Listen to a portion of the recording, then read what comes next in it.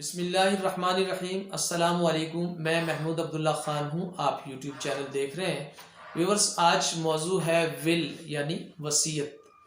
کوئی بھی انسان جو کسی پراپرٹی کا مالک ہے وہ اپنی زندگی میں اپنی پراپرٹی کے حوالے سے کوئی وصیت کر سکتا ہے کہ اس کی جائیداد کو اس کے مرنے کے بعد فلاں مقصد کے لیے استعمال کیا جا سکتا ہے، یا وہ اپنی جائیداد اپنے فوت ہونے کے بعد فلاں آدمی کو وہ دے رہا ہے کہ وہ اس کی جائیداد بن جائے، اس کی ملکیت میں چلے جائے۔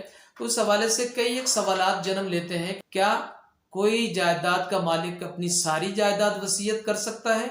اگر ساری نہیں کر سکتا تو کتنی کر سکتا ہے؟ غیر وارثان میں کتنی کر سکتا ہے؟ اور وارثان میں وہ اپنی کتنی جائیداد وصیت کر سکتا ہے؟ اور یہ کہ وصیت کرتے وقت اسے کسی کی اجازت لینے کی ضرورت ہے یا نہیں، اور یہ کہ وصیت کو رجسٹرڈ کروانا چاہیے یا غیر رجسٹرڈ۔ ان سارے سوالات کا جواب صرف یہ چند منٹ کی ویڈیو ہے، انشاءاللہ اس میں آپ کو مل جائے گا۔ تو پہلے یہ سوال تھا کہ کوئی آدمی اپنی کتنی جائیداد وصیت کر سکتا ہے۔ تو گزارش یہ ہے کہ کوئی بھی شخص جس کی ملکیت میں کوئی چیز موجود ہو، اپنی جائیداد میں سے 1/3 یعنی تیسرا حصہ، اگر 3 لاکھ روپے ہے تو اس میں سے 1 لاکھ روپیہ جو ہے وہ وصیت کر سکتا ہے۔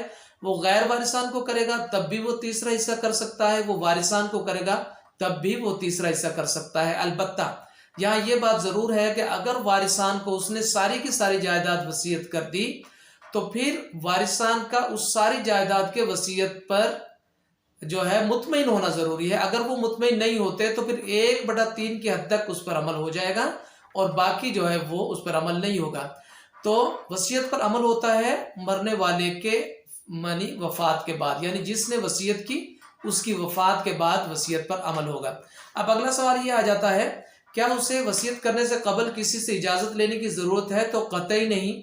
وصیت کرنے والے آدمی کو اپنی جائیداد کی وصیت کے حوالے سے کسی قسم کی اجازت لینے کی ضرورت نہ ہے۔ جب وہ فوت ہوگا تو اس کے بعد اگر اس کے ذمہ کوئی قرض واجب الادا ہوگا تو اس قرض کی ادائیگی ہو جائے گی، اور اس کے کفن دفن کے اخراجات وغیرہ نکالنے کے بعد جو جائیداد بچے گی اس میں سے 1/3 حصہ جو ہے وہ وصیت کے مطابق اس آدمی کو دے دیا جائے گا جس کے بارے میں اس نے وصیت کی ہو، اور باقی حصہ جو ہے وہ وارثان میں تقسیم ہوگا۔ اب ایک بات یہ آ جاتی ہے کہ وصیت کو رجسٹرڈ کروانا چاہیے یا نہیں۔ تو گزارش ہے کہ قانون کے مطابق سادہ کاغذ کے اوپر بغیر رجسٹرڈ شدہ جو وصیت ہے اس کی کوئی حیثیت نہیں ہے، اور اگر کوئی یہ کہے کہ میں نوٹری پبلک سے یا اوتھ کمشنر سے اس کو اٹیسٹ کروا لیتا ہوں تو ایسا بھی کچھ نہیں ہے، اور اس کو ثابت کرنے کے حوالے سے 2 گواہان ضروری ہیں جو اس کو ثابت کر سکیں کہ اس آدمی نے یہ وصیت کی تھی۔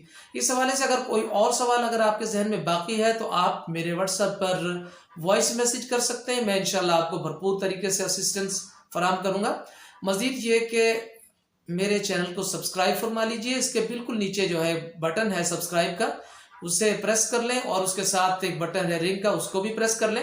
اس کا فائدہ یہ ہوگا کہ میری تمام ویڈیوز کا نوٹیفیکیشن بغیر کسی تاخیر کے سب سے پہلے آپ کے پاس پہنچیں گے۔ اپنا خیال رکھیے گا۔ پاکستان پائندہ۔